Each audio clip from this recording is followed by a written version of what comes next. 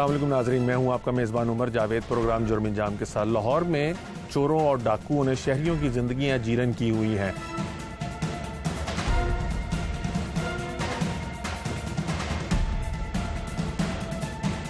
कहीं पर किसी के घर में चोरी हो रही है तो कहीं डाकू सड़क के ऊपर शहरियों को रोक कर लूटमार कर रहे हैं। इसी तरह का एक वाकया हेर के इलाके में पेश आया, जहां पर दो शहरी काम ख़त्म करके घर आ रहे थे कि डाकू ने उनको ना सिर्फ रोका बल्कि असलहे के ज़ोर पर उनसे लूटमार भी शुरू कर दी। वहीं एक पुलिस एहलकार जो ड्यूटी ख़त्म करके गुजर रहा था, उसका पुलिस वालों से टाकरा हो गया और इस दौरान एक शहरी को डाकू ने गोली मार कर ज़ख्मी कर दिया, जबकि इस सारे वारदात के दौरान एक डाकू भी हलाक हो गया।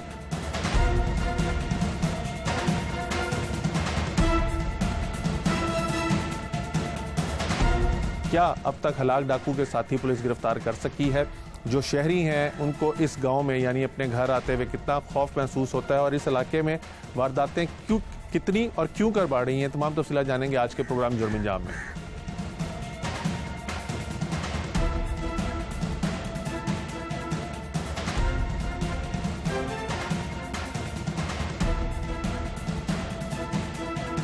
लाहौर पुलिस की जानिब से दावे तो बहुत बड़े किए जाते हैं कि जराइम पेशा अफराद को रोकने के लिए ना सिर्फ पेट्रोलिंग की जा रही है बल्कि थाना लेवल के ऊपर भी इंतजाम जो हैं वो किए जा रहे हैं और हर मुमकिन कोशिश की जा रही है कि जराइम पेशा अफराद जो हैं वो सड़कों पर ना मंडलाते फिरे और ना ही नक्स अमन पैदा करें, ना ही शहरियों की जान व माल को ख़तरे में डालें। लेकिन उसके बावजूद भी अगर रवां साल की बात की जाए तो 22 से ज़ायद अफराद जो हैं वो डकैती मज़ामत पर जाँ बहक हो चुके हैं, जबकि 70 से ज़ायद ऐसे अफराद हैं जो डकैती मज़ामत पर ज़ख्मी हुए।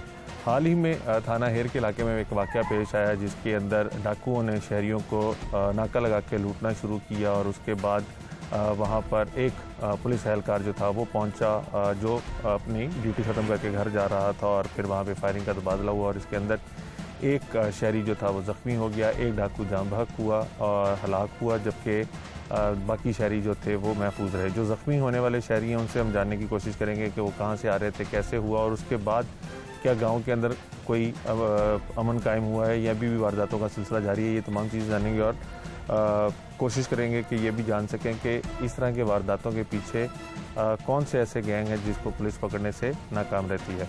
मोहतरम, सबसे पहले तो आपका नाम? शौकत। शौकत साहब, क्या वकूआ हुआ?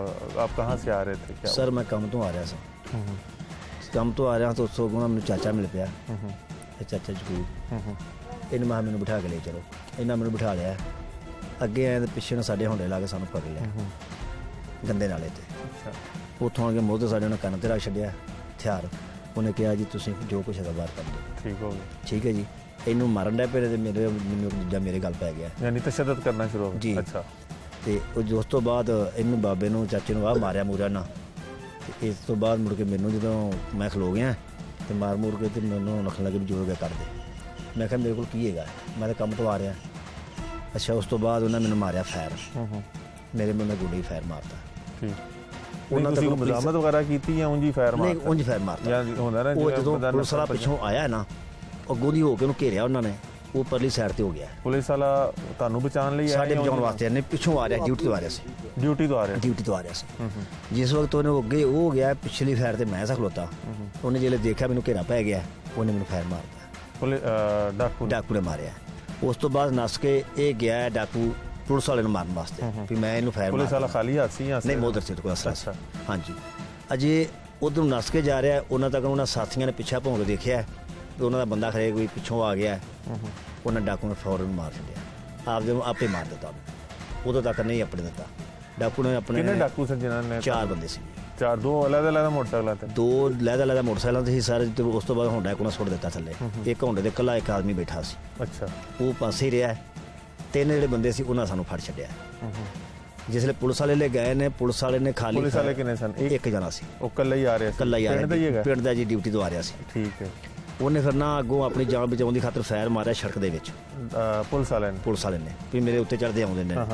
ਜਦੋਂ ਫਿਰ ਉਹਨੇ ਸੜਕ 'ਤੇ ਫਾਇਰ ਮਾਰਿਆ, ਉਹ ਬੰਦੇ ਨੇ ਫਾਇਰ ਮੇਰੀ ਲੱਤ 'ਚ ਮਾਰਤਾ, ਜਿਹੜਾ ਡਕੈਟ ਸੀ ਡਾਕੂ। ਉਸ ਤੋਂ ਬਾਅਦ ਪੁਲਿਸ ਵਾਲਾ ਵਰਦੀ ਸੀ।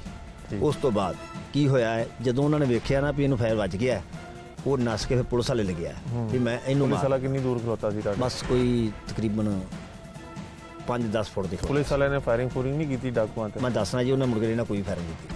ਜਿਸ ਨੇ ਉਹਨੇ ਇੱਕੋ ਹੀ ਫਾਇਰ ਜਿਹੜਾ ਕੀਤਾ ਸੀ ਉਹ ਵੀ ਜ਼ਮੀਨ 'ਚ ਵੱਜਾ।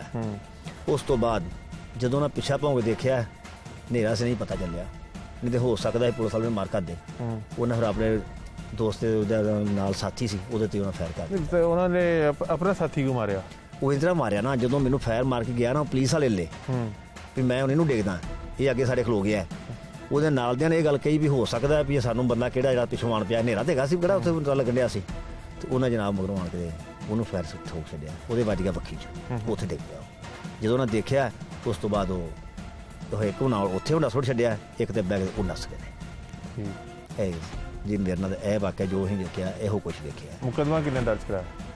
ਮੁਕੱਦਮਾ ਫਿਰ ਉੱਥੇ ਜੋ ਪੁਲਿਸ ਵਾਲੇ ਆਏ ਉਹਨਾਂ ਮੇਰੇ ਤੋਂ ਇੰਟਰਵਿਊ ਜੋ ਲਿਆ, ਮੈਂ ਵੀ ਉਹੋ ਕੁਝ ਜੋ ਜੀ ਤੁਹਾਨੂੰ ਦੱਸਿਆ ਉਹੀ ਉਹਨੂੰ ਦੱਸਿਆ। ਉਸ ਤੋਂ ਬਾਅਦ ਮੈਨੂੰ ਹਸਪਤਾਲ ਲੈ ਗਏ ਨੇ। ਉਸ ਤੋਂ ਬਾਅਦ ਮੈਨੂੰ ਨਹੀਂ ਪਤਾ ਵੀ ਮਗਰੋਂ ਕੀ ਹੋਇਆ, ਕਿੰਨੇ ਵਜੇ ਲਾਸ਼ ਲਗਾਏ ਨੇ, ਕੀ ਬਣਿਆ ਕੀ ਨਹੀਂ ਬਣਿਆ, ਮੈਨੂੰ ਨਹੀਂ ਪਤਾ ਲੱਗਾ। ਉਸ ਤੋਂ ਬਾਅਦ ਮੈਂ ਜਨਰਲ ਹਸਪਤਾਲ ਲੈ ਗਏ, ਮੈਨੂੰ ਉਸੇ ਵੇਲੇ ਗੱਡੀ 'ਚ ਪਾ ਕੇ, ਮੈਨੂੰ ਨਹੀਂ ਪਤਾ ਲੱਗਾ। ਜਦੋਂ ਇਹ ਸਾਰਾ ਵਕੂਆ ਹੋਇਆ ਪੁਲਿਸ ਕਿੰਨੀ ਦੇਰ ਤੋਂ ਬਾਅਦ ਆਈ? ਤਕਰੀਬਨ ਕੋਈ 15 ਮਿੰਟ ਲੱਗ ਹੀ ਗਏ ਸੱਚ, ਅੱਧਾ ਘੰਟਾ ਤੋਂ ਲੱਗ ਹੀ ਗਿਆ। ਇੱਥੇ ਮੇਰਾ ਖਿਆਲ ਫੋਨ ਦਾ ਸਿਗਨਲ ਵਗੈਰਾ ਵੀ ਨਹੀਂ ਚੱਲਦਾ ਨਾ, ਪਿੰਡ। ਤੇ ਫਿਰ ਕਿਵੇਂ ਤੁਸੀਂ ਰਾਬਤਾ ਕਰਦੇ ਹੋ ਅਗਰ ਕੋਈ ਖੁਦਾ ਨਾ ਉੱਥੇ ਉਹ ਜਗ੍ਹਾ ਤੇ ਆ ਜਾਂਦੇ ਬਾਹਰੋਂ ਹੋ ਜਾਂਦਾ। ਅਗਰ ਐਸਾ ਕੋਈ ਵਾਕਿਆ ਹੋਏ ਕਿਸੇ ਦੇ ਨਾਲ ਤੇ ਫੋਨ ਕਿਵੇਂ ਕਰਦੇ ਹੋ? ਕਿਵੇਂ ਬਸ ਉਹ ਨਾਲੇ ਤੇ ਜਾਈਦਾ ਨਾ, ਉਹ ਪਰਲੇ ਉਸੇ ਪੁਲ ਤੇ ਕ੍ਰਾਸ ਕੀਤਾ ਗੰਦਾ ਨਾਲੇ ਤੇ, ਉੱਥੋਂ ਸਾਡੇ ਤੇ ਸਿੰਗਲ ਉੱਥੇ ਆਉਂਦੇ ਨੇ, ਉੱਥੋਂ ਹੀ ਫੋਨ ਕਰ ਲੈਂਦੇ। ਤੇ ਇਹ ਵਾਰਦਾਤ ਤੁਹਾਡੇ ਘਰ ਤੋਂ ਕਿੰਨੀ ਦੂਰ ਹੋਈ, ਕਿੰਨੀ ਕੁ ਦੂਰ ਹੈਗਾ? ਤੁਸੀਂ ਉਹ ਲੰਘ ਨਹੀਂ ਆਏ ਆਪਣਾ ਇੱਕ ਗੰਦਾ ਨਾਲਾ ਲੰਘ ਨਹੀਂ ਆਏ, ਇੱਥੋਂ ਕਮ ਸੇ ਕਮ ਅੱਧਾ ਕਿਲੋਮੀਟਰ ਹੈ। ਹਾਂਜੀ। ਕਦੋਂ ਦੇ ਤੁਸੀਂ ਇਸ ਇਲਾਕੇ 'ਚ ਰਹਿ ਰਹੇ? ਅਸੀਂ ਮੇਰਾ ਜੰਪਲ ਤੋਂ ਵਾਰਦਾਤਾਂ ਆਮ ਨੇ ਜਾਂ ਹੁਣ ਹੋਣੀਆਂ ਸ਼ੁਰੂ? ਆ ਵਾਰਦਾਤਾਂ ਹੁਣ ਇਸ ਚੰਦ ਦਿਨਾਂ ਤੋਂ ਸ਼ੁਰੂ ਹੋਈਆਂ ਨੇ। ਤੇ ਬੜੇ ਲਟੀਚੇ ਨੇ, ਬਹੁਤ ਜ਼ਿਆਦਾ ਲਟੀਚੇ ਨੇ। ਸਾਡੇ ਪਿੰਡ ਦਾ ਵਿਚਾਰਾ ਇੱਕ ਪਾਦਰੀ ਸੀ, ਉਹ ਵੀ ਲਟੀਚਾ ਹੈ। ਅੱਗੋਂ ਨਾਲ ਔਰਤਾਂ ਹੁੰਦੀਆਂ ਨੇ, ਉਹਨਾਂ ਨੂੰ ਮਾਰਦੇ ਕੁੱਟਦੇ ਨੇ। ਠੀਕ ਹੈ ਜੀ, ਉਹਦੇ ਕੋਲੋਂ ਲੁੱਟ ਪੁੱਟ ਕੇ ਸਭ ਕੁਝ ਲੈ ਗਏ ਨੇ। ਪਿੰਡ ਦੇ ਵਿੱਚੋਂ ਹੀ ਆਣ ਕੇ ਹਿਸਾਬ ਨਾਲ ਹੀ 10 ਫੁੱਟ 20 ਕਰਨੋਂ ਨਾਲ ਪਿੰਡ ਤੋਂ ਉੱਥੋਂ ਲੈ ਕੇ ਲੁੱਟ ਗਏ 9 ਵਜੇ। ਤੁਸੀਂ ਕਰਦੇ ਕੀ ਹੋ? ਮੈਂ ਰੰਗ ਦਾ ਕੰਮ ਕਰਦਾ, ਦਿਹਾੜੀ ਮਜ਼ਦੂਰੀ ਇਹੋ ਕੋਠੀਆਂ ਤੇ ਰੋਜ਼ਾਨਾ ਕਮਾਉਂਦੇ ਹੋ? ਰੋਜ਼ਾਨਾ ਜੀ ਇਹੋ 800-900 ਰੁਪਏ ਜਿਹੜਾ ਕਮਾਈਦਾ ਉਹ ਨੂੰ ਬੱਚਿਆਂ ਦਾ ਖਾਤਾ ਪੂਰਾ ਹੁੰਦਾ ਤੇ ਉਹ ਕੀ ਕਰੀਏ। ਹਾਂਜੀ। ਤੇ ਕਿੰਨਾ ਮੁਤਾਸਿਰ ਹੋ ਰਹੀ ਹੈ ਜ਼ਿੰਦਗੀ ਇਸ ਵਾਕਿਆ ਤੋਂ ਬਾਅਦ? ਤਕਰੀਬਨ ਜਿਹੜਾ ਵਾਕਿਆ ਹੋਇਆ ਜੀ, ਜਦੋਂ ਦਾ ਫਾਇਰ ਵੱਜਿਆ ਉਸ ਤੋਂ ਬਾਅਦ ਜ਼ਿੰਦਗੀ ਕਿੰਨੀ ਮੁਤਾਸਿਰ ਹੋ ਰਹੀ ਹੈ? ਕੰਮ ਤੇ ਵੀ ਨਹੀਂ ਜਾ ਪਾ ਰਹੇ ਤੇ ਫਿਰ ਖਰਚਾ ਕਿਵੇਂ ਚੱਲ? ਖਰਚਾ ਇਤਨਾ ਹੀ ਬਸ ਸਮਝ ਲਓ ਵੀ ਜਿਹੜਾ ਕੋਈ ਭੈਣ ਭਰਾ ਆ ਗਿਆ, ਕੋਈ 100 ਦੇਗਾ, 500 ਦੇਗਾ, 1000 ਦੇਗਾ, ਉਹ ਦਵਾਈਆਂ ਸ਼ਵਾਈਆਂ ਲਿਆ ਕੇ ਆਪਣਾ ਗੁਜ਼ਾਰਾ ਡੈਂ ਘਰ 'ਚ ਕਰ। ਸਿੱਧੀ ਗੱਲ ਹੈ ਜੀ, ਇਹਦੇ ਵਿੱਚ ਕੋਈ ਸ਼ੱਕ ਵਾਲੀ ਗੱਲ ਨਹੀਂ। ਇੱਥੇ ਗੁਜ਼ਾਰਾ ਹੋ ਰਿਹਾ। ਕਿੱਥੇ ਤੁਹਾਨੂੰ ਗੋਲੀ ਵੱਜੀ? ਕਿੱਥੇ? ਇਹ ਮੈਨੂੰ ਇੱਥੇ ਪੱਟ ਤੇ। ਹਾਂਜੀ। ਲੱਤ ਵਗੈਰਾ ਤਾਂ ਨਹੀਂ ਫ੍ਰੈਕਚਰ ਹੋਈ? ਨਹੀਂ, ਉਹ ਨਹੀਂ ਹੋਈ ਤੇ ਲੇਕਿਨ ਗੋਲੀ ਕ੍ਰਾਸ ਕਰ ਲਈ ਥੱਲੇ। ਮੁਕੱਦਮਾ ਦਰਜ ਕਰਾਉਣ ਤੋਂ ਬਾਅਦ ਪੁਲਿਸ ਨੇ ਕੋਈ ਰਾਬਤਾ ਵਗੈਰਾ ਕੀਤਾ? ਕੋਈ ਆਈ? ਮੇਰੇ ਨਾਲ ਕਿਸੇ ਰਾਬਤਾ ਨਹੀਂ ਕੀਤਾ। ਮੇਰੇ ਕੋਲ ਕੋਈ ਇੱਥੇ ਬੰਦਾ ਨਹੀਂ ਆਇਆ। ਹਾਂਜੀ। ਉਸ ਤਰ੍ਹਾਂ ਮੇਰੇ ਕੋਲ ਉੱਥੇ ਸਾਰਾ ਪਿੰਡ ਜਿਹੜਾ ਸੀ ਅਪੜ ਗਿਆ ਸੀ, ਕੋਈ ਨਹੀਂ ਰਿਹਾ ਘਰ ਦੇ ਵਿੱਚ। ਲੇਕਿਨ ਇਹ ਹੈ ਵੀ ਪੁਲਿਸ ਮੇਰੇ ਕੋਲ ਕੋਈ ਨਹੀਂ, ਕੋਈ ਕਿਸੇ ਬੰਦੇ ਦਾ ਬੰਦਾ ਵੀ ਕੋਈ ਨਹੀਂ ਮੇਰੇ ਕੋਲ ਆਇਆ ਵੀ ਕੀ ਤੇਰਾ ਹਾਲ ਹੈ ਜਾਂ ਕੀ ਬਣਿਆ ਤੈਨੂੰ, ਕੀ ਨਹੀਂ ਹੋਇਆ। ਕਮ ਸੋ ਕਮ ਇਹ ਤਾਂ ਹੋਣਾ ਚਾਹੀਦਾ। ਨੁਕਸਾਨ ਕੀ ਹੋਇਆ ਤੁਹਾਡਾ?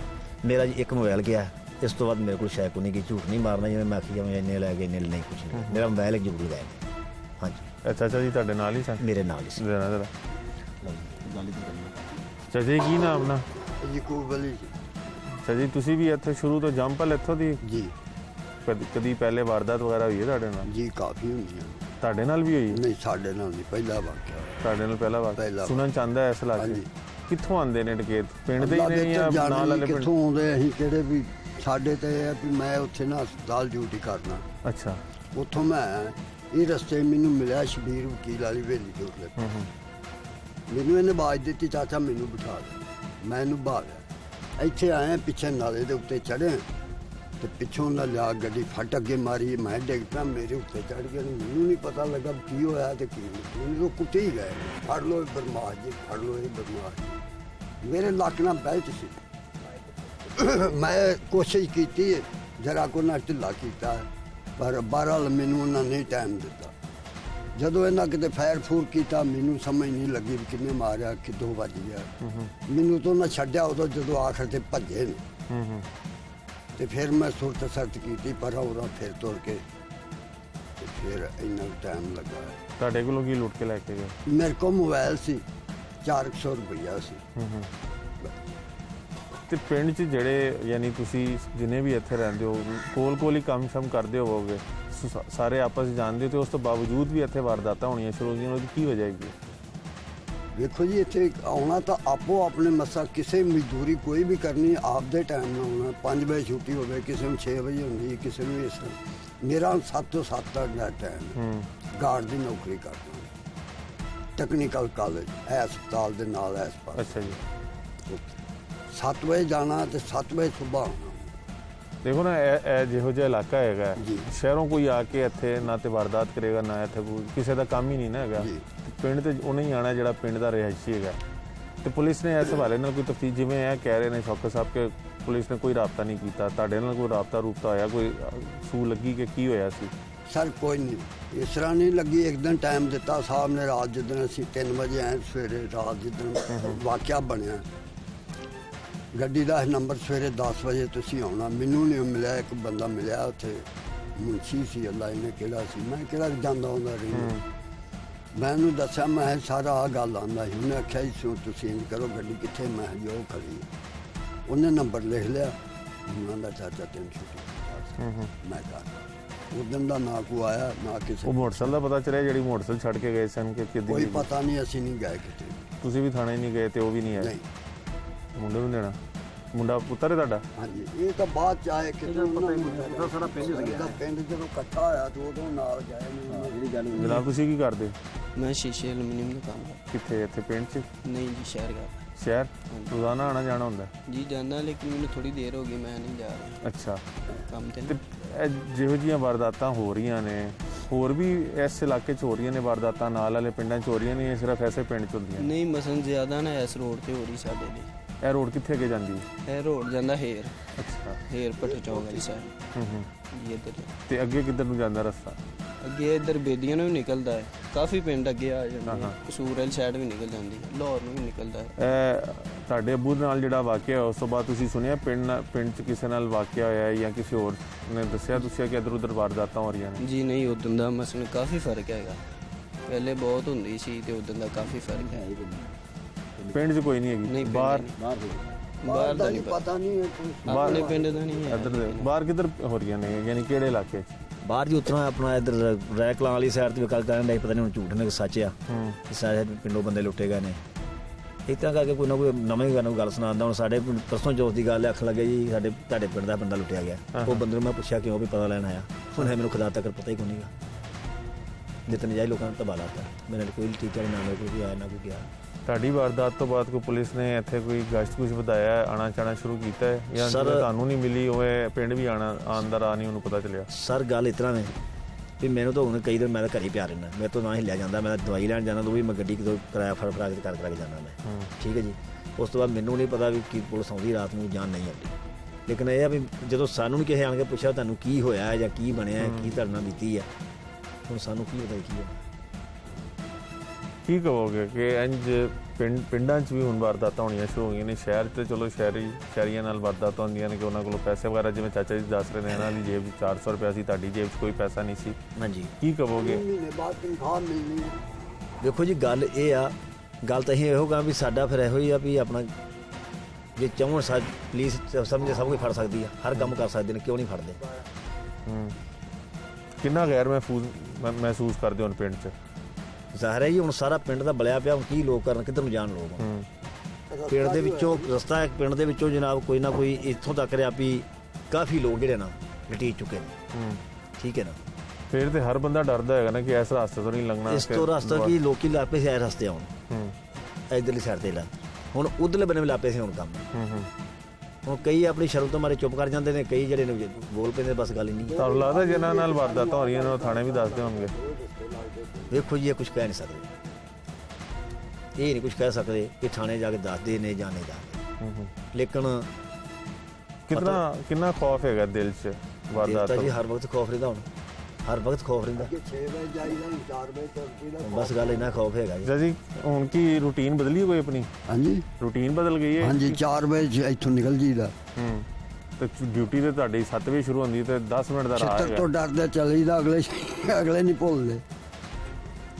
ਨਹੀਂ ਉਹਨੇ ਤੁਹਾਡੀ ਉਮਰ ਦੇ ਵੀ ਹਯਾ ਨਹੀਂ ਕੀਤੀ ਨਹੀਂ ਜੀ ਨਹੀਂ ਕੋਈ ਉਮਰ ਅੰਬਰਦਾ ਨਹੀਂ ਬੂਟ ਮੇਰੇ ਪੈਰੀ ਹੈ ਵਰਦੀ ਕਾਲੇ ਰੰਗ ਦੀ ਮੇਰੇ ਪੈਰੀ ਹੈ ਘਰ ਕੰਮ ਮੂੰਹ ਤੇ ਸਾਫਾ ਆ ਉਹ ਨਕਾਬ ਜਿਹਾ ਕੀਤਾ ਉਹ ਛੋਟਾ ਜਿਹਾ ਹੁੰਦਾ ਜਿਹੜਾ ਇਹੋ ਜਿਹਾ ਤੁਹਾਡਾ ਇੰਨਾ ਕਿ ਮੈਂ ਸੁਣਿਆ ਸਰ ਉਹਨਾਂ ਆਖਿਆ ਜੀ ਬਾਬੇ ਕੋਲ ਮੋਜ਼ਰ ਆ ਤੇ ਹੈਗਾ ਸੀ ਚਾਚਾ ਜੀ ਮੌਜੂਦ ਹੈਗਾ ਸੀ ਬੈਲਟ ਸੀ ਦੇ ਲੱਕ ਨਾਲ ਖਾਲੀ ਬੈਠ ਖਾਲੀ ਉਹਨੂੰ ਇਹਨਾਂ ਨੂੰ ਕੌਣ ਦਿੰਦਾ ਗਾਰਡਾਂ ਨੂੰ ਅਸਲਾ ਕੌਣ ਦਿੰਦਾ ਜੀ ਕੀ ਕਹੋਗੇ ਹੁਣ ਆਖਰੀ ਗੱਲ ਕੀ ਕਹੋਗੇ ਪਿੰਡ 'ਚ ਜਿਹੜੀਆਂ ਵਾਰਦਾਤਾਂ ਵੱਧ ਰਹੀਆਂ ਨੇ ਤੁਸੀਂ ਕਹਿੰਦੇ ਹੋ ਕਿ ਜੰਮਪਲ ਤੁਹਾਡੀ ਇੱਥੋਂ ਦੀ ਹੈਗੀ ਹੈ ਤੇ ਹੁਣ ਤੁਸੀਂ ਡਿਊਟੀ ਵੀ 3 ਘੰਟੇ ਪਹਿਲੇ ਜਾ ਰਹੇ ਹੋ ਤੇ ਘਰ ਵਾਲਿਆਂ ਦੇ ਵੀ ਇੰਝ ਹੀ ਹੋਏਗਾ ਪਿੰਡ ਵਾਲੇ ਵੀ ਇੰਝ ਹੀ ਡਰੇ ਹੋਣਗੇ ਕੀ ਕਹੋਗੇ ਕੀ ਕਰੀਏ ਮਜਬੂਰੀ ਹੈ ਕੀਤਿਆਂ ਤੋਂ ਬਗੈਰ ਗੁਜ਼ਾਰਾ ਨਹੀਂ ਕਰਨਾ ਤਾਂ ਪੈਣਾ ਕੋਈ ਨਾ ਤੇ ਜਾਨ ਖਤਰੇ 'ਚ ਪਾ ਕੇ ਫਿਰ ਜਾਂਦੇ ਆ ਦਾ ਮਤਲਬ ਆਹ ਤੇ ਹੈ ਨੀ, ਇਸੇ ਤੇ 2 ਘੰਟੇ 3 ਪਹਿਲਾਂ ਜਾਈਦਾ ਇਸ ਵਾਸਤੇ ਦਿਨ ਹੁੰਦੇ ਤੁਰ ਪੀਦਾ ਚੱਲ ਕੋਈ ਵਾਕਿਆ ਨਾ ਹੋ ਜਾਏ ਅੱਗੇ ਤਾਂ ਹੋਇਆ ਤੇ ਟਾਈਮ ਵੀ ਇੰਨਾ ਕੋ ਨਹੀਂਗਾ 7:30 ਦਾ ਟਾਈਮ ਹੋਣਾ ਜਿੱਦਣ ਉਦੋਂ ਨਹੀਂ 7 ਵਜੇ ਕੇ ਦੇ ਤਕਰੀਬਨ ਕੋਈ 10-12 ਮਿੰਟ ਸੀ ਉਹੀ 7:30 ਦੇ ਕਰੀਬ ਸੀ, ਇੰਨਾ ਵਾਰਦਾਤ ਹੋਈ ਤੋਂ 7 ਵਜੇ ਮੈਂ ਇੱਥੋਂ ਨਿਕਲਿਆ ਜੀ ਕੋਟ ਵਕੀਲਾਂ ਤੋਂ ਤੇ ਬਸ ਅੱਗੋਂ ਸਮਝ ਲਓ 5 ਮਿੰਟ ਨਹੀਂ ਲੱਗੇ ਜੀ ਇੰਨਾ ਹੀ टाइम होया कोई 5 ला लो या 6 मिनट ला लो बहुत शुक्रिया आप मुतासरीन की गुफ्तगू सुन रहे थे गांव का इलाका है यहाँ पर शहर से कोई किसी भी शख्स का आना जाने का कोई सवाल ही पैदा नहीं होता क्योंकि गांव के लोग ही शहर में जाके कामकाज करते हैं और फिर वापस अपने घरों को वापस आते हैं इनका कहना है कि ये साथ भी अपना काम ख़त्म करके आ रहे थे जब इनको लूटा गया और उसके बाद इर्द गिर्द के जो गांव हैं वहाँ पे अभी भी वारदातें हो रही हैं लेकिन इस इलाके में ना तो पुलिस का गश्त बढ़ाया गया है और सितम जरीफी ये है कि जब वारदात हो जाती है उसके बाद पुलिस जो है वो ज़ख्मियों को जो मजरूब होते हैं उनको उनका हाल तक भी पता नहीं करती ना तफ्तीश के अंदर उनकी जो बयान वगैरह लेना होता है जिससे मुलजमान को गिरफ़्तार करने में मदद मिल सके वो भी नहीं करती जिसकी वजह से मुलजमान को इन ऐसी हरकतों से तक़वियत मिलती है और फिर वो वारदातें करते हैं जैसे इनके आपने सुना कि इस गांव में तो उसके बाद वारदात नहीं हुई जब से वो डाकू मरा और ये ज़ख्मी हुए हैं लेकिन इर्द गिर्द के गांव में भी वारदातें हो रही हैं और रोज़ाना की वारदातों की तादाद कम से कम 3 से 5 वारदातें हैं जो अभी हो रही हैं और बेशतर लोग क्योंकि थाने भी नहीं जा पाते और यहाँ के थानों के रवैये भी वैसे हैं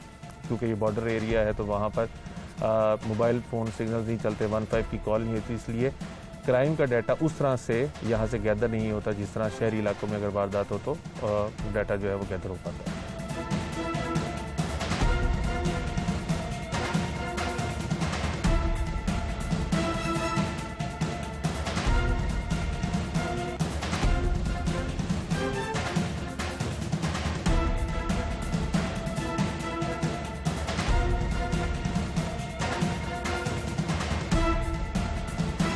शहर के अंदर डकैती की वारदातें बहुत हुई अगर रवां महीने की सिर्फ बात की जाए तो तकरीबन 6 से ज़्यादा वारदातें जो रिपोर्ट हुई एक नवाब टाउन के अंदर हुई एक टाउनशिप के अंदर हुई गाज़ियाबाद के अंदर हुई फिर लोग यहाँ फार्मेसी के अंदर डाकू ग्राहक बन कर दाखिल होते हैं और उसके बाद लूट मार करते हैं इसकी क्या वजह है कि ये जो दुकानों के अंदर एकदम रुझान बढ़ा है क्योंकि पहले एक राय ये थी कि पुलिस डकैती को पी जाती थी मुकदमा लेकिन अब तो जगह जगह सीसीटीवी कैमरास लगे हुए कैमरास की फुटेज सामने आ जाती है तो पुलिस को काफ़ी असिस्टेंट भी मिल जाती है लेकिन उसके बावजूद भी ये वारदातें हो रही हैं तो क्या कहेंगे उसमें जी पीने वाली बात तो इसमें फैक्ट नहीं है क्योंकि 15 पे 100% पुलिस FIR करती है और कॉग्निजेबल ऑफेंस है इस पर एक्शन लेना है जब रिपोर्टिंग का जो हमारा एवरेज है वो हमने बढ़ा दी 100% के जो भी रिपोर्ट हो उस पर FIR हो साथ साथ इंसिडेंट बढ़ने की बात है आप बिल्कुल सही कह रहे हैं कि पुलिस उसमें मसरूफ़ रही है बहुत ज़्यादा और पुलिस की जो मैक्सिमम स्ट्रेंथ है इस पर रही है लेकिन उसके साथ साथ हमने क्राइम को भी नहीं छोड़ा और पुलिस स्टेशन खाली नहीं किए एक साइजेबल स्ट्रेंथ थी जो रिस्पॉन्ड कर रही थी 15 पे अब दोबारा हमने फोकस किया SHO और SGP उसको टास्क दिए डॉल्फिन को दोबारा हमने लॉन्च कर दिए कि डॉल्फिन की स्ट्रेंथ दोबारा बाहर आ गई है हमारी PRU आ गई है हमारे अबाबील फोर्स आ गई है हमारे SBO SHOs आ गए हैं और रेगुलर जनरल होल्डअप भी हो रहा है तो आप देखेंगे इंशाल्लाह ये क्रिमिनल पकड़े जा रहे हैं इसमें हमारी स्पेशल टीम्स काम कर रही हैं ये क्रिमिनल्स जो जिन्होंने आप 6 इंसिडेंट्स का कर रहे हैं हवाला दे रहे हैं इसमें ज़रूर लीड्स भी हैं पुलिस के पास CCTV से पुलिस उस पर काम भी कर रही है और रोज़ाना की बुनियाद पे क्रिमिनल्स पकड़े भी जा रहे हैं इंशाल्लाह आपको अपडेट करेंगे इन 6 वाक़यात के बारे में इसमें कितने ट्रेस हुए और कितने क्रिमिनल्स पकड़े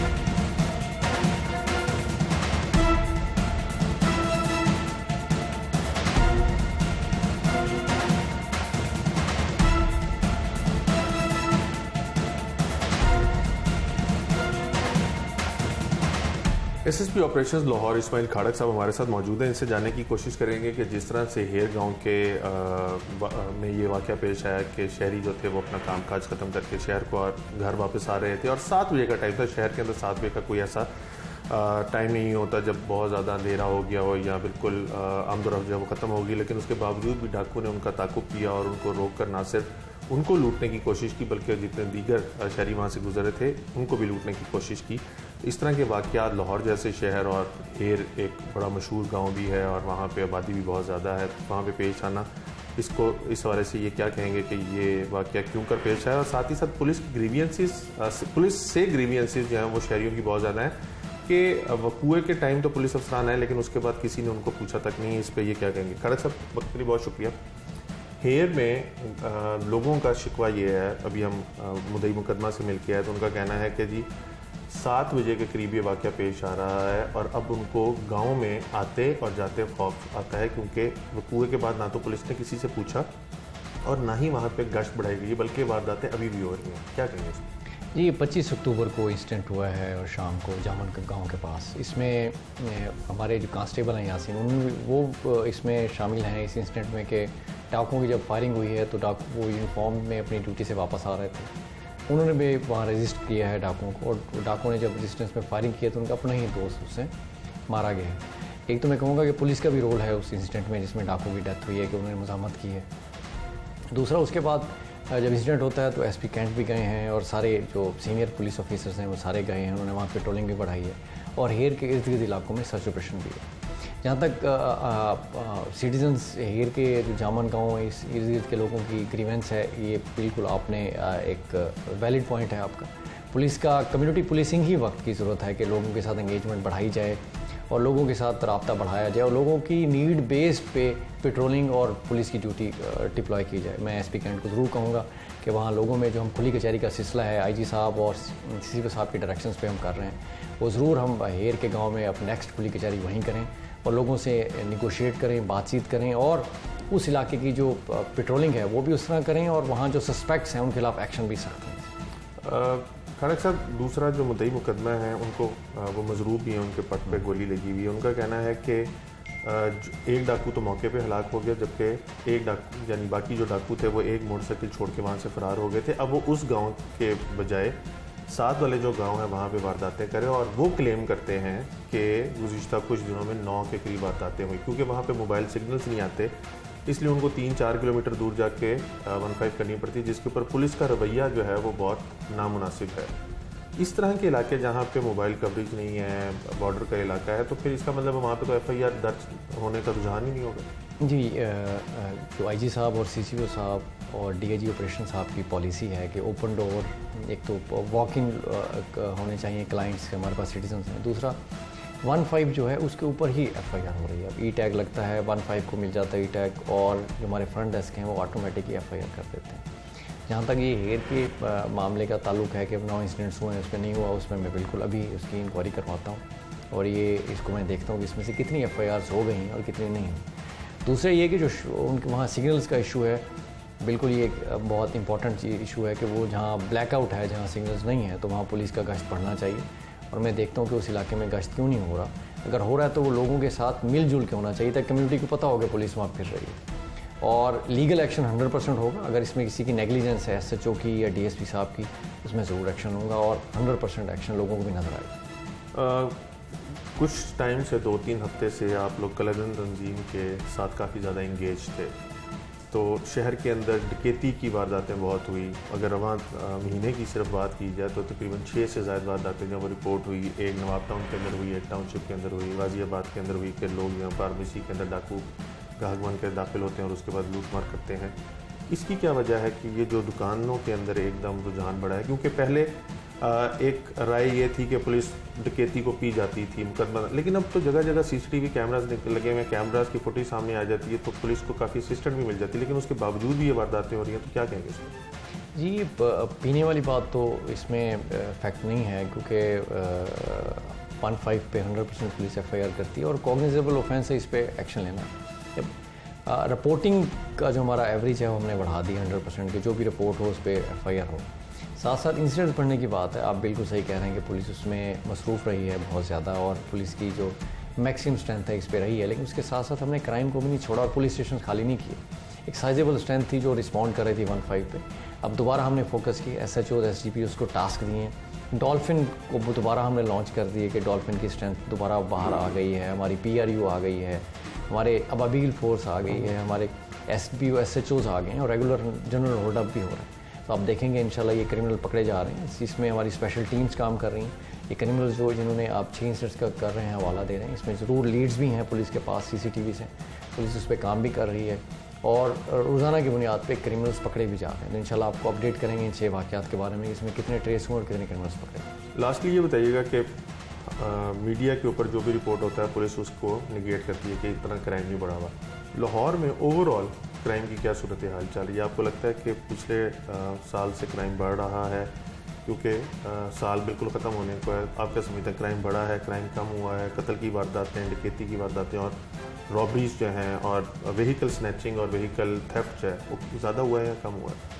सर IG साहब की और की विजन के मुताबिक क्राइम का कंपैरिजन नहीं हो हम कर रहा। पुलिस फ्री रजिस्ट्रेशन पे की रजीम पे है कि जो भी FIR हो उस पर FIR, जो भी इंसिडेंट हो उस पर कॉग्निजेबल FIR होनी चाहिए और उसकी इन्वेस्टिगेशन होनी चाहिए। कंपैरिजन से ही वर्किंग आती है, कंपैरिजन से ही जुर्म छुपाया जाता है। एम्फेसिस इस चीज़ पे है कि हम इसको प्रीएम्प्ट कर सकें, रोकें इसको और इसके खिलाफ एक्शन लें। एक्शन और जो क्राइम के खिलाफ जो कैंपेन है उसको भी हम साइंटिफिक बेसिस पे करें, हम हॉट स्पॉट पे करें, हीट मैप्स यूज़ करें, हम क्राइम पैटर्न्स देखें, हम क्राइम इंसिडेंट्स का जो टाइम है उसको देखें और हम ये देखें कि जो गैंग्स का मोडस ऑपरेंडी है वो किस नेचर का है, उनके खिलाफ एक्शन लिया जाए और इसमें हम सेफ सिटी की हेल्प लें। इन सब एलिमेंट्स को हम साथ लेके चल रहे हैं और इनके खिलाफ जो एक ऑर्गेनाइज तरीके से हम ऑपरेशंस और प्रिवेंशन को लेके चल रहे हैं। तो मुझे यकीन है कि हमारा जो क्राइम है वो उसमें और ज़्यादा आने वाले दिनों में बेहतरी होगी और जो क्रिमिनल्स हैं उसके अलावा हम कितना तक करें। ऐसे शहरियों के लिए क्या कहेंगे जिनकी ये ग्रीवियंसीज हैं कि थानों में वो जाते हैं उनकी सुनी नहीं जाती, तो आप लोग कितनी आप लोगों की अवेलेबिलिटी है? क्या आप लोग यहाँ पे लोगों को एंटरटेन कर रहे हैं?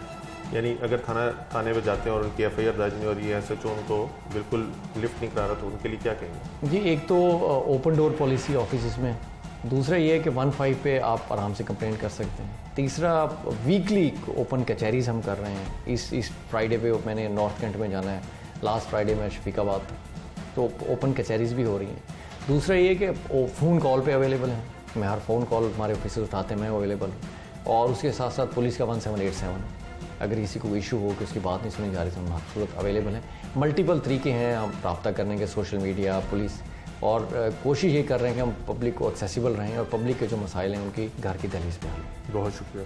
Thank you. SSP operations Lahore Ismail Khadak साहब की आपने गुफ्तगू सुनी। उनका कहना है कि इस वाक़े के अंदर जो है अगर इस तरह की ग्रीवियंसीज पाई जा रही हैं, जिस तरह से शहरी जो है वो शिकायत कर रहे हैं कि वाक़े के बाद भी इलाके के अंदर गश्त नहीं बढ़ाएगी, तो उनका कहना है कि इसकी बाकायदा इंक्वायरी होगी और अगर जो भाग जाने वाले मुल्ज़िमान हैं उस गाँव को छोड़ के दूसरे गाँव में वारदातें कर रहे हैं, तो उनका कहना है कि उनको भी ट्रेस आउट करने की कोशिश की जाएगी। और साथ ही साथ बहुत से हमारे शहरी ऐसे हैं जो ये शिकवा करते हैं कि थाने जाते हैं तो वहाँ पे उनकी सुनवाई नहीं होती और SHO जो है वो इंतहाई नारवा सलूक करते हैं या मुनासिब रवैया जो है वो इख्तियार करते हैं। तो उनका कहना है कि ओपन डोर पॉलिसी, उनके दरवाजे भी खुले हैं, उनके फ़ोन नंबर्स वगैरह, सोशल मीडिया, हर चीज़ अवेलेबल है, वो वहाँ पर शिकायत कर सकते हैं। और अगर थाने से रिलीफ ना मिले, थाना कल्चर में तब्दीली के लिए वैसे तो बहुत इकदाम करने के दावे कर रही है पुलिस, अगर थाने में रिलीफ ना मिले तो उनके दफातर जो मौजूद हैं।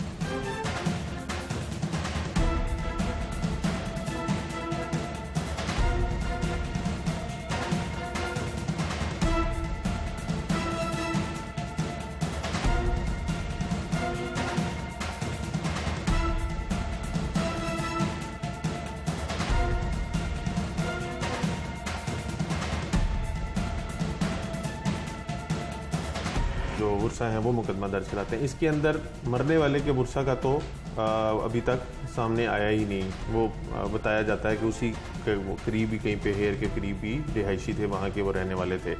लेकिन मुकदमा क्योंकि शौकत जो ज़ख्मी हुआ उसकी मुद्दे में दर्ज हो गया, तो ऐसा क्या ऐसा होगा कि पहले वो जो डाकू है अगर वो अपने साथी डाकू जिसकी फायरिंग से मारा उसको वो माफ़ करना चाहते हैं तो पहले शौकत से इजाज़त लेंगे फिर करेंगे, या डायरेक्ट वो अदालत में जाके कह देंगे कि मारने वाले डाकू को माफ़ करते हैं? नहीं, शौकत का इससे कोई लेना देना नहीं है। उस कत्ल की हद तक वो जो जुर्म है उसकी हद तक उसके वर्षा का ही राइट क्योंकि है। हमारे तो यहाँ पे यही है ना कि जो मुद्दई होता है उसी की सारी बात मानी जाती है, उसी से रिलीफ लिया जाता है। ये जनरल बात है, लेकिन कानून में कोई ममानत नहीं है। एक वकूआ की एक से ज़्यादा FIR भी हो सकते हैं, या एक ही FIR के अंदर मुख्तलिफ एलिगेशंस मुख्तलिफ लोगों के खिलाफ उतनी हद तक उस एक्यूज्ड के खिलाफ इन्वेस्टिगेटिव प्रोसेस भी कंप्लीट होना है, और अगर चलान पुट अप हो जाए तो जो उसके वर्षे हैं इस सूरत के अंदर इनटू प्ले आ जाएंगे, और बिल्कुल उनका हक है कि अगर वो मान लें और उसको कोर्ट इजाज़त दे दे तो वो बिल्कुल इसमें खून बहा लेके उसको माफ़ कर सकते। जब कला नूरी साहब इस केस का ट्रायल शुरू होगा तो जो ज़ख्मी है शौकत शहरी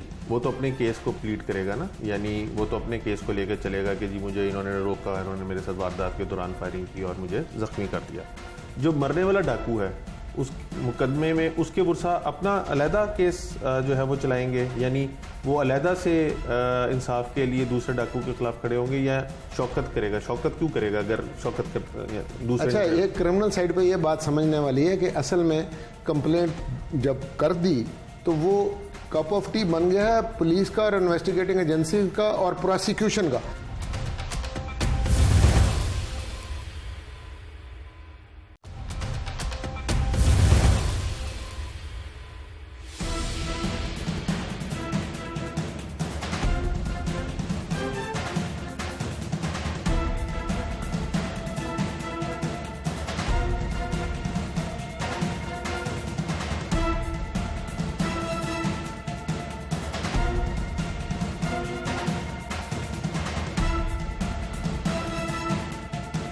सीनियर माहिर कानून ज़फ़र इकबाल कला नूरी साहब हमारे साथ मौजूद हैं। इनसे जानने की कोशिश करेंगे जिस इसके ऊपर आज हम प्रोग्राम कर रहे हैं इसके अंदर जो मुद्दई है वो ज़ख्मी हुआ था, यानी जब डाकुओं ने उसको लूट मार करने की कोशिश की और उसके दौरान उसने मुज़ाहमत की तो डाकू ने फायरिंग की जो उसकी टांग के ऊपर लगी और उससे वो शदीद ज़ख्मी हो गया। बाद अज़ां जब पुलिस एहलकार भी वहाँ पे पहुँचा तो डाकुओं ने पुलिस एहलकार के ऊपर भी फायरिंग की। मौजाती तौर पे FIR के मतन के मुताबिक पुलिस एहलकार बच गया, लेकिन वो गोली डाकुओं के अपने ही साथी को लग गई जिससे वो हलाक हो गया।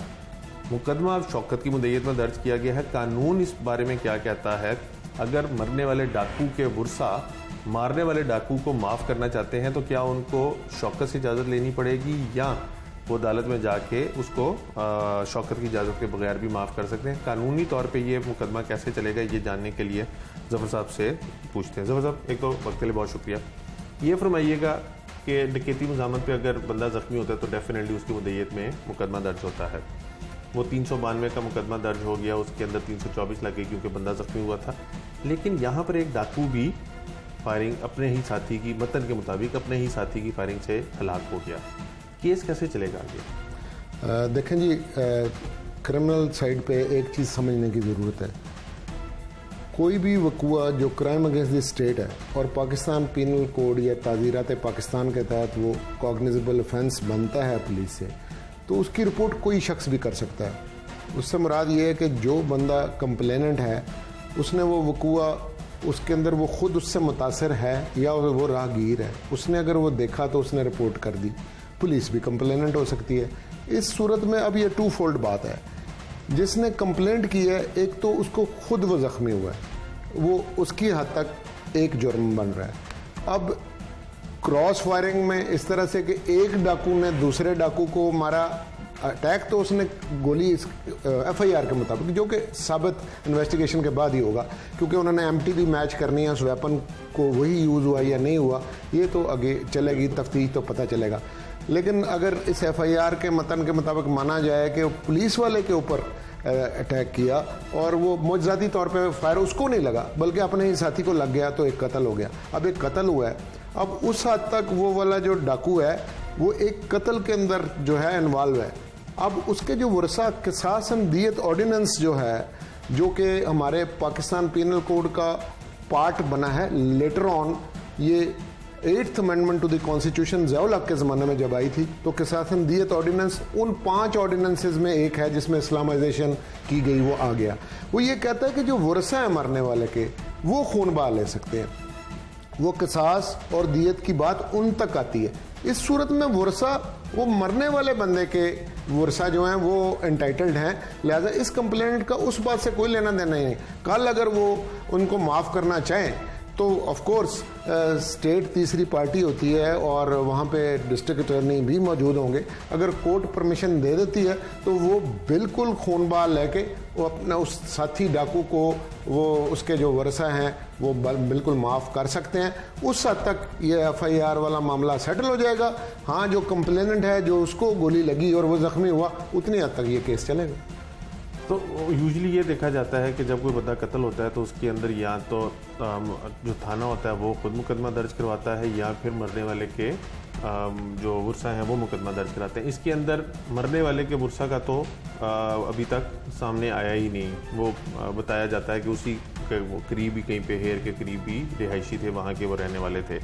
लेकिन मुकदमा क्योंकि शौकत जो ज़ख्मी हुआ है उसकी मुद्दई में दर्ज हो गया, तो ऐसा होगा कि पहले वो जो डाकू है, अगर वो अपने साथी डाकू जिसकी फायरिंग से मारा उसको वो माफ़ करना चाहते हैं तो पहले शौकत से इजाज़त लेंगे फिर करेंगे, या डायरेक्ट वो अदालत में जाके कह देंगे कि मारने वाले डाकू को माफ़ करते हैं? नहीं, शौकत का इससे कोई लेना देना नहीं है। उस कत्ल की हद तक, वो जो जुर्म है उसकी हद तक उसके वर्सा का ही राइट क्योंकि है। हमारे तो यहाँ पे यही है ना कि जो मुद्दई होता है उसी की सारी बात मानी जाती है, उसी से रिलीफ लिया जाता है। ये जनरल बात है, लेकिन कानून में कोई ममानत नहीं है। एक वकूआ की एक से ज़्यादा FIR भी हो सकते हैं, या एक ही FIR के अंदर मुख्तलिफ एलिगेशंस मुख्तलिफ लोगों के खिलाफ, उतनी हद तक उस एक्यूज्ड के खिलाफ इन्वेस्टिगेटिव प्रोसेस भी कंप्लीट होना है। और अगर चलान पुटअप हो जाए तो जो उसके वर्से हैं इस सूरत के अंदर इनटू प्ले आ जाएंगे, और बिल्कुल उनका हक है कि अगर वो मान लें और उसको कोर्ट इजाज़त दे दे तो वो बिल्कुल इसमें खून बहा लेके उसको माफ़ कर सकते। जब कल्याण उरी साहब इस केस का ट्रायल शुरू होगा तो जो ज़ख्मी है शौकत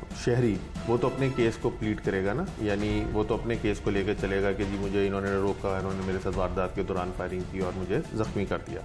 जो मरने वाला डाकू है उस मुकदमे में उसके वर्सा अपना अलहदा केस जो है वो चलाएंगे, यानी वो अलहदा से इंसाफ के लिए दूसरे डाकू के खिलाफ खड़े होंगे, या शौकत करेगा? शौकत क्यों करेगा अगर शौकत कर दूसरे? अच्छा, ये क्रिमिनल साइड पे ये बात समझने वाली है कि असल में कंप्लेंट जब कर दी तो वो कप ऑफ टी बन गया है पुलिस का और इन्वेस्टिगेटिंग एजेंसी का और प्रोसिक्यूशन का।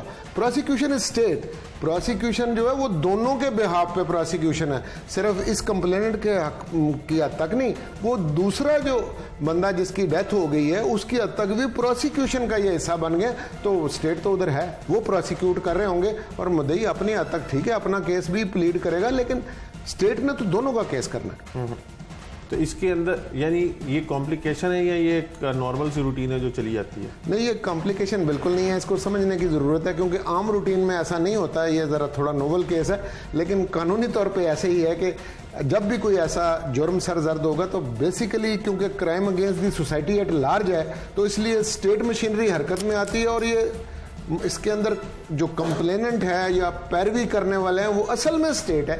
इन एडिशन टू दैट वो मुद्दई भी है। और जब किसास और दियत की अगर बात होती है, जैसे आप किसास और दियत ऑर्डिनेंस की बात कर रहे थे, तो जो दियत है वो भी मरने वाले के वर्सा को मिलेगी, शौकत का उससे कोई लेना देना नहीं? उसके साथ उसका कोई लेना देना नहीं। शौकत अपने हद तक जो उसके उस सफ़र उसने किया है वो कंप्रोमाइज़ करे, वो बिल्कुल कंपाउंड करे। अगर कंपाउंडेबल ऑफेंस है या किसासन दियत में आता है तो अपनी हद तक कर सकता है, उनकी हद तक उसका कोई राइट नहीं है। ये हमेशा जो कानूनी वर्सा है उन्हीं का राइट है। ये कुरान का लॉ भी यही है और पाकिस्तान का लॉ भी यही है। बहुत शुक्रिया।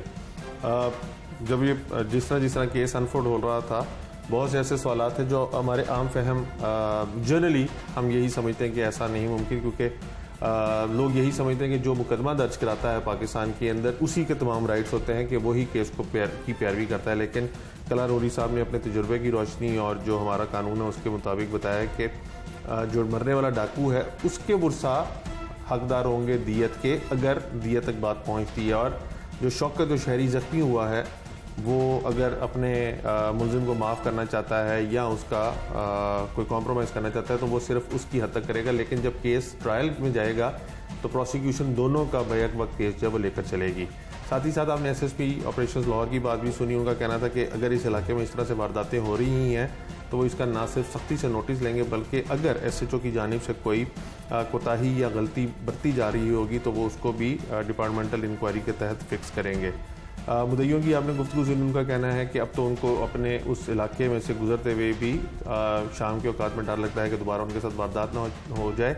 इस खौफ और इस डर की फ़िज़ा को ख़त्म करने के लिए पुलिस को वहाँ पे ना सिर्फ पेट्रोलिंग का निज़ाम बेहतर बनाने की ज़रूरत है, बल्कि पुलिस को अपनी प्रेजेंस भी मैक्सिमम शो करने की ज़रूरत है, ताकि एक तो वारदातों से शहरी बच सकें और जो दूसरी खौफ की फ़िज़ा कायम हुई भी है हेर और उसके अतराफ़ के गाँव में, उसको ख़त्म किया जा सके। आज के प्रोग्राम से टीम जुर्म इंजाम और अपने मेज़बान उमर जावेद को इजाज़त दीजिए। अगले प्रोग्राम में मुलाकात होगी। अल्लाह निगहबान।